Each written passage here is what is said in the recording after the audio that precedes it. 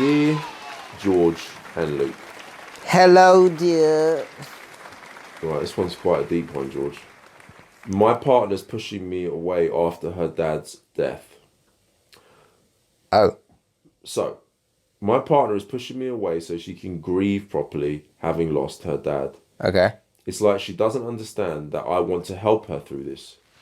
Well, Apparently, you can't help her if she doesn't want help. yeah. Apparently, this is how it ended with her ex. She pushed him away after her mum died. Oh, that's interesting. She's 45, I'm 52, and we've been together for 9 months. No, that's not long. Not long at all, really. We met playing badminton and had an instant connection. Well, badminton will do that to people.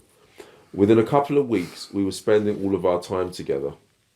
She'd even started leaving a few bits at my place. Pyjamas, a toothbrush, a change of clothes. But when her father died of bowel cancer in November... Bloody hell, mate. You didn't have to give every detail. I know, right? After he died of bowel cancer, lying there in a bed of his own sick. Well, I was going to say you didn't have to give every detail about the pyjamas and the toothbrush, to be honest, George. Anyway, everything changed, right, after the father passed.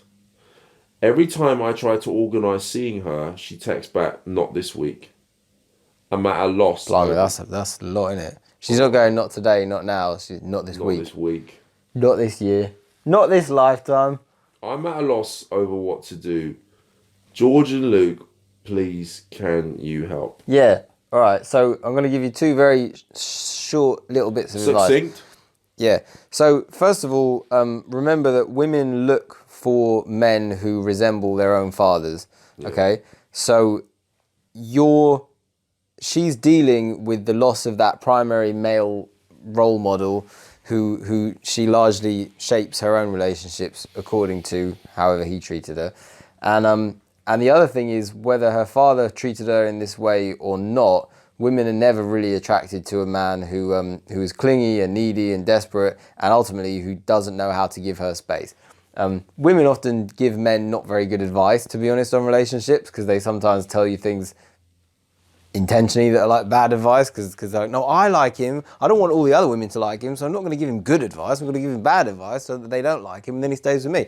So sometimes they give you bad advice. But one woman gave me very good advice years ago, and she said to me, when a woman wants her space, give it to her, right? And not letting her have her space is like, it feels smothering. Yeah. So it's like she's being crushed a little bit, and just let her process this time, let her digest it, and back off, right? Back the fuck off, motherfucker.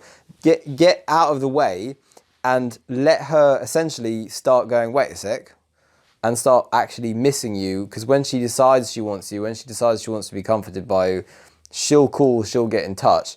There's a saying, give her the gift of missing you, right? A lot of women don't like that saying. It's like, what? That's disgusting. That sounds manipulative. But they want it, right? She doesn't want you around. So listen to her, respond to her. Oh, you don't want me around? Okay, I'll give you your space. The other thing is this. You might have triggered something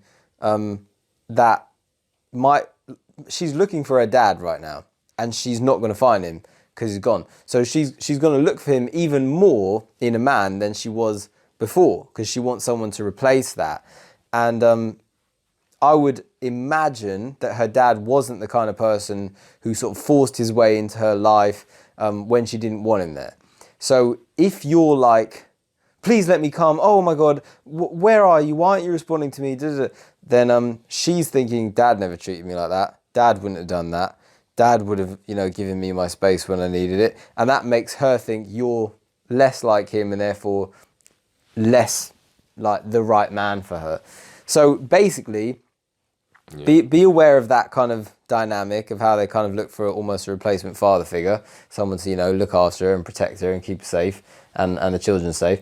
And just give her her space and let her grieve and mourn in her own way. I'll tell you one interesting thing about grief, right?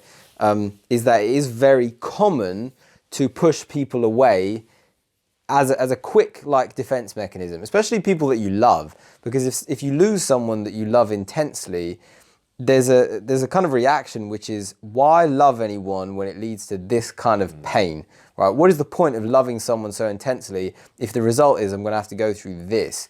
And so it can be very normal to push away people who you love and care about. But then what happens is, after you've isolated yourself for long enough, well, it's horrible, it's terrible. So then you kind of come back into the world and start asking people, and you sometimes even apologize for having been distant and be, oh, I'm really sorry, I shouldn't have cut you off. I just was in a difficult place and I was trying to put the pieces of, my life together or back together and things like that. So I understand that, and give her space, and when she wants to come around, she'll come around. And in terms of actually smothering her, you could lose her for good. If you push, smother, yeah. Could lose her for good. But if you say to her, like, send her a text message and say, I'm going to give you all the space you need. I'm not going to text you anymore. Just something like that. I'm not going to text you anymore. Do take care of yourself, and put your name down at the end. A text like that will make her think, oh, he's giving me my space. That sounds like a goodbye message. What if I lose him? Oh no. Now, right now, she doesn't think there's any chance of losing you.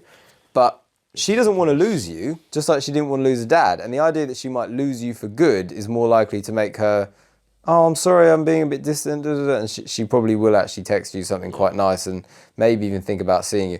But don't be like, yeah, I'll be here forever whenever you need me. That's not a good thing, because in theory, it sounds like a good thing, but she's also thinking, like, you got to put the reality down, which is, if she ignores you for a year, you're gonna go off, you're gonna date someone else, you're gonna move on, and she's not thinking that way. So she has her needs, you have your needs too, and you can let her know that by implying, out of kindness and respect to you, I'm going to say goodbye for now, and I'm going to leave you be, and I hope you deal with things in your own way. Listen, and you get better. She's dealing with deal with it that way. She's dealing with a tremendous loss. Yeah, look, as someone who's dealt with, family bereavements, and obviously it's horrible, and everyone deals with these things in different ways.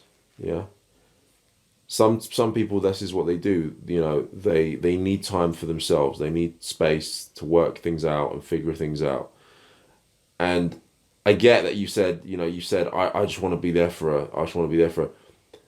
As George said, but she said she needs her space. She doesn't want you to be there for her right now. You got to get on with your life as well at the end of the day.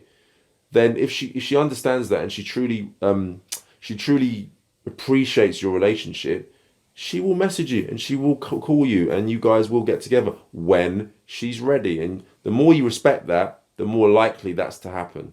So stop pushing, because I've been in these situations before where I've sort of saw someone and they've always been there, and like, if I've got a problem or something's going on, they want to be right on top of me, George, right on top of me. Yeah, literally smothering. Yeah, smothering me in every way, and it's like, it gets too much. You can't breathe. You just, all right, just chill. Just let me think. Just let me be quiet. Just let me just sit in silence. Let me just sort of just ruminate on and kind of feel what's going on, and just feel the emotion. Stop trying to fix it. Like, you can't fix this. Like, someone's passed away. Something terrible's happened. Let me grieve in my own way. Let me feel it. Let me connect to it in my own way. Stop trying to fucking make it right. You can't make it right, And it's a terrible loss that she's gone through, right? So you just need to give her that space, man, and let her come to you when she's ready. Yeah?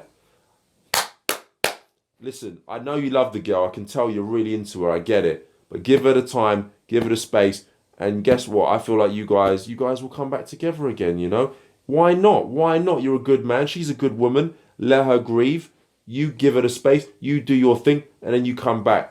Isn't it, George? Over a game of badminton. Over a game of badminton. But there is nothing wrong with letting her know you are going to move on as well. Because ultimately, don't let her think she's got you in the palm of her hand. But don't do it like a threatening way. No, but just literally, you can say, I'm going to let you grieve, right? Yeah. And you take as much time as you need. Yeah. But for now, I'm going to say farewell, and I'm going to stop bothering you, because it seems like you don't want to be bothered. So do take care of yourself, and I wish you all the best. Okay? You say that.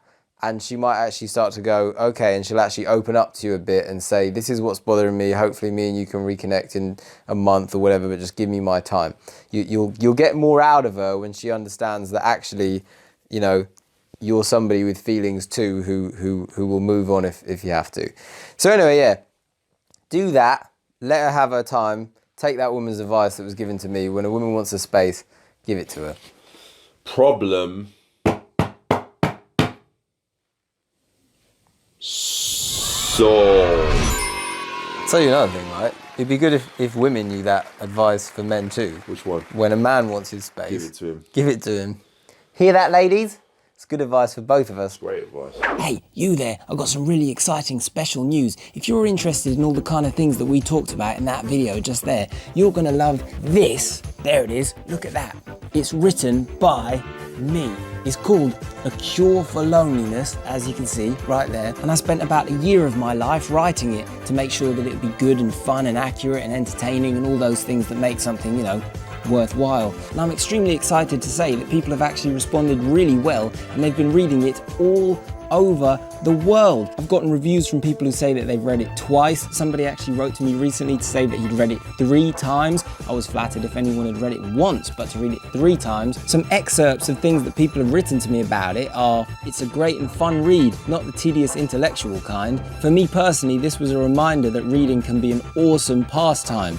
A lot of books are boring as fuck, but not this one. Thanks very much. And anyway, those are only the first responses that I got. Quite recently, somebody wrote to me from China and said that he's now in a relationship with a girl he met on a train, all he says, because he read this book, and he said that it inspired him to go over to a girl that he liked on a train, yes, a public train, and start speaking to her. And now he says they are in a relationship and it is going well. So, if that kind of thing interests you, or maybe you're just interested in the kind of psychology that, you know, we talk about on these videos, you're going to get a lot of it in depth, including my own experiences and how I kind of came to learn all of this stuff and reach this place myself. You're going to get all those stories within this. It's fantastic. Trust me, it's the best book you're ever going to read in your entire life. I wouldn't put a year of my life into writing something worthless, would I?